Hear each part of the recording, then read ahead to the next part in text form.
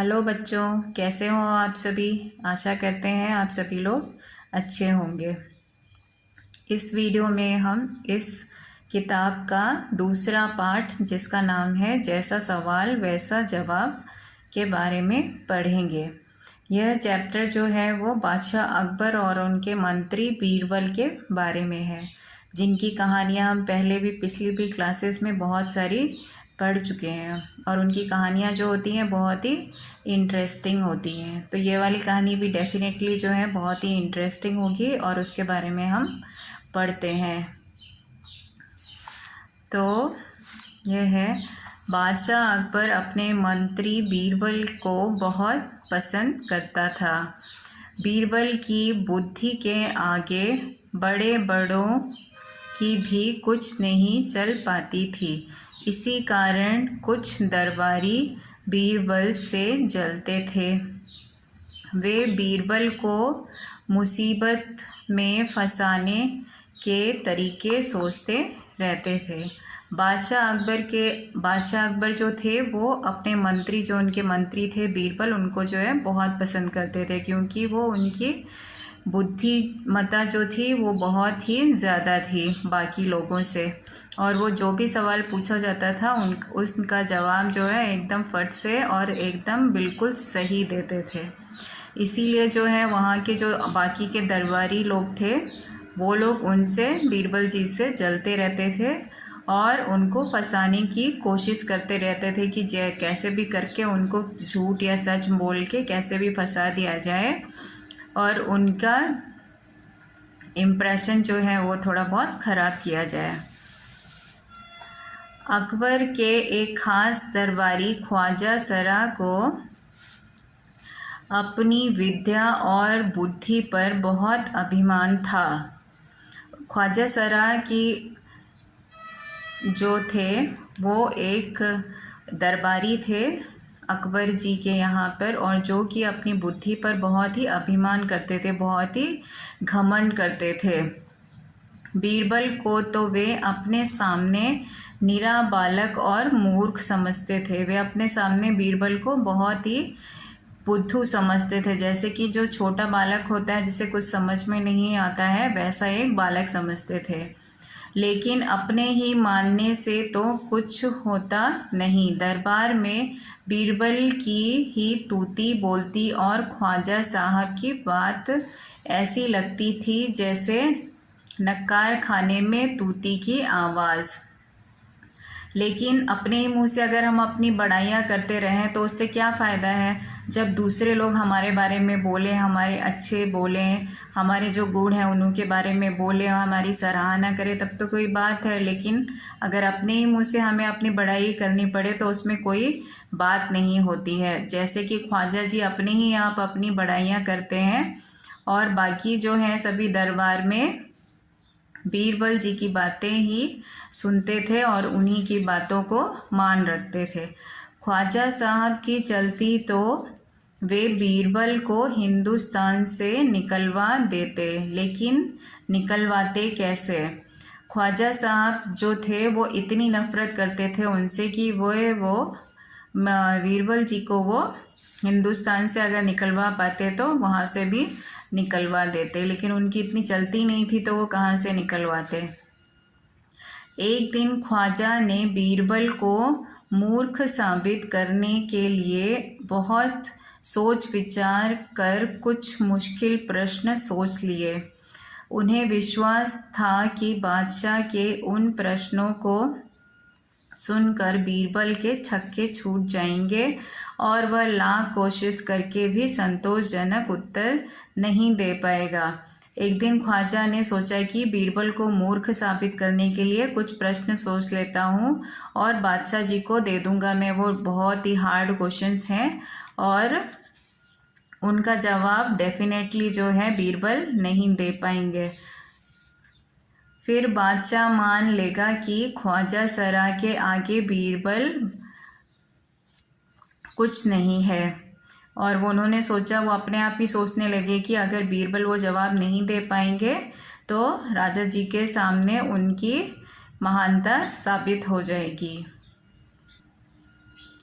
ख्वाजा साहब अचानक पगड़ी पहनकर दाढ़ी सहलाते हुए अकबर के पास पहुँचे और सिर झुकाकर बोले, बीरबल बड़ा बुद्धिमान बनता है, आप भी उसकी लंबी चौड़ी बातों के धोखे में आ जाते हैं। ख्वाजा साहब जो है अचानक पगड़ी और दाढ़ी सहलाते हुए अकबर जी के पास गए और बोलने लगे कि बीरबल जो है वो बहुत बुद्धिमान बनता है और आप भी जो है उसकी लंबी चौड़ी बातों में आ जाते हैं। मैं चाहता हूँ कि आप मेरे 3 सवालों के जवाब पूछकर उसके दिमाग की गहराई नाप लें। उस नकली अक्ल बहादुर की कलई खुल जाएगी। उसने बोला कि ख्वाजा जी ने बोला कि मैं चाहता हूँ कि आप जो है मैंने जो 3 सवाल ढूंढ कर रखे हैं वो 3 सवाल आप इनसे पूछ लीजिए और तब हमें पता चल जाएगा कि इनके पास कितना दिमाग है और फिर आपको पता चल जाएगा कि इनकी कलई खुल जाएगी का मतलब है कि इनकी पोल खुल जाएगी कि इन्हें कुछ भी नहीं आता है। ख्वाजा के अनुरोध करने पर अकबर ने बीरबल को बुलाया और उनसे कहा, बीरबल, परम ज्ञानी ख्वाजा साहब तुमसे 3 प्रश्न पूछना चाहते हैं, क्या तुम उनके उत्तर दे सकोगे? ख्वाजा के अनुरोध पर अकबर जी जो हैं वो तैयार हो गए प्रश्न पूछने के लिए बीरबल को, और उन्होंने बीरबल जी को बुलाया और बोला कि परम ज्ञानी ख्वाजा जी जो हैं वो तुमसे 3 सवाल पूछना चाहते हैं और तुम क्या उनके उत्तर दे पाओगे? बीरबल बोले, जहाँ पना ज़रूर दूंगा, खुशी से पूछे। बीरबल जो है वो मान गए कि हाँ ठीक है, आप पूछ लीजिए, मैं ज़रूर दूंगा। ख्वाजा साहब ने अपने 3 सवाल लिखकर बादशाह को दे दिए। अकबर ने बीरबल से ख्वाजा का पहला प्रश्न पूछा, संसार का केंद्र कहाँ होता है? ख्वाजा ने क्या किया, सारे प्रश्न जो उसके 3 प्रश्न थे उनको पेपर में लिख करके बादशाह जी को दे दिया। और फिर बादशाह जी ने बीरबल से पूछा ख्वाजा जी का पहला सवाल। उनका पहला सवाल था, संसार का केंद्र कहाँ होता है? संसार मतलब दुनिया का केंद्र कहाँ पे होता है? केंद्र मतलब कि सेंटर कहाँ पे होता है? बीरबल ने तुरंत ज़मीन पर अपनी छड़ी गाड़ कर उत्तर दिया, यही स्थान चारों ओर से दुनिया के बीचों बीच पड़ता है। यदि ख्वाजा साहब को विश्वास न हो तो वे फीते से सारी दुनिया को नाप कर दिखा दें कि मेरी बात गलत है।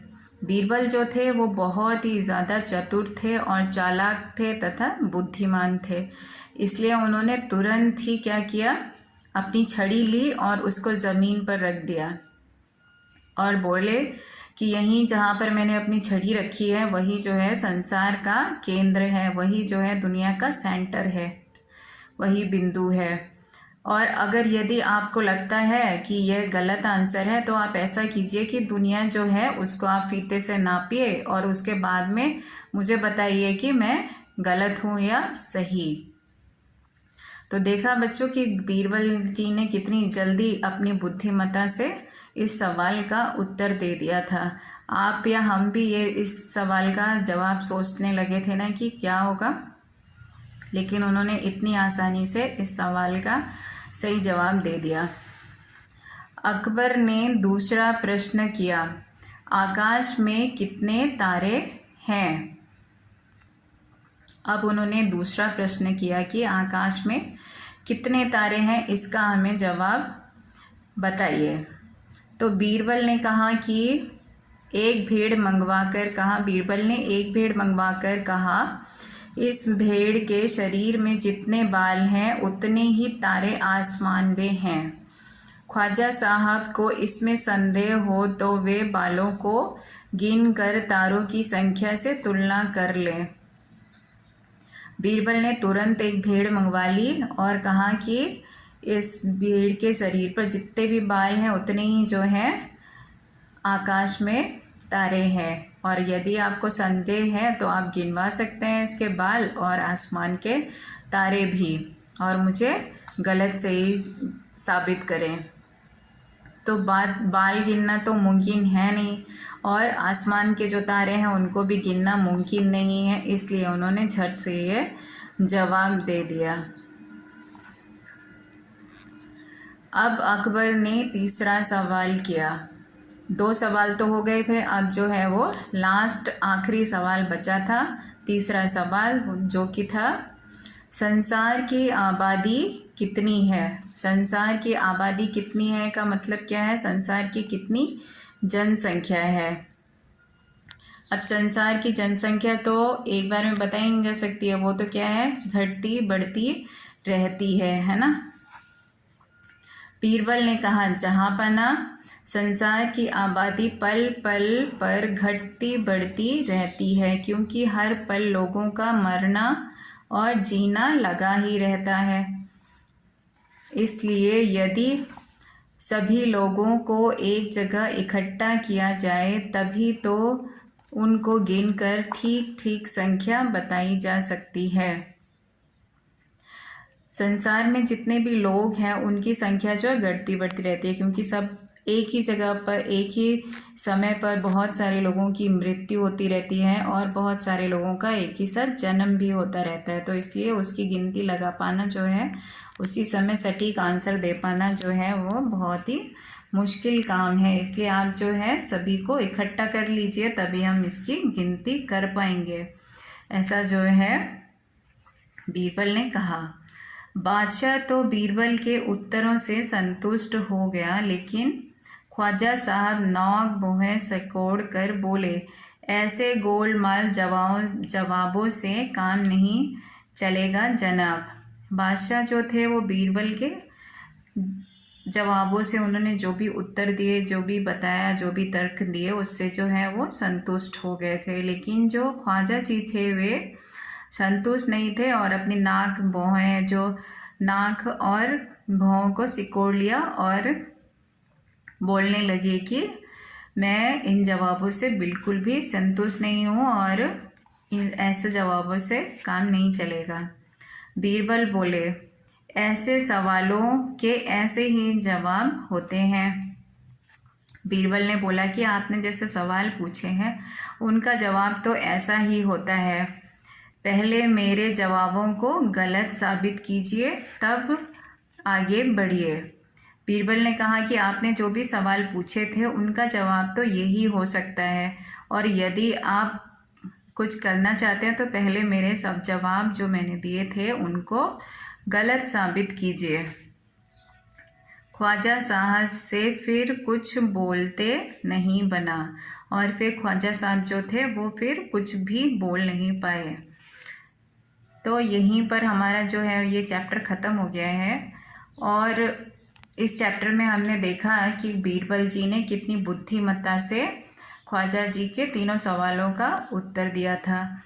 3 सवाल पूछे थे उन्होंने और तीनों का जवाब उन्होंने सटीक उसी समय पर दे दिया था। तो ये जो कहानी थी वो बहुत ही इंटरेस्टिंग थी और बहुत ही बुद्धिमत्ता से भरी हुई थी। तो अगले वीडियो में हम इस कहानी के जो भी क्वेश्चन आंसर हैं वो करेंगे और इसको हम यहीं पर समाप्त करते हैं। Thank you.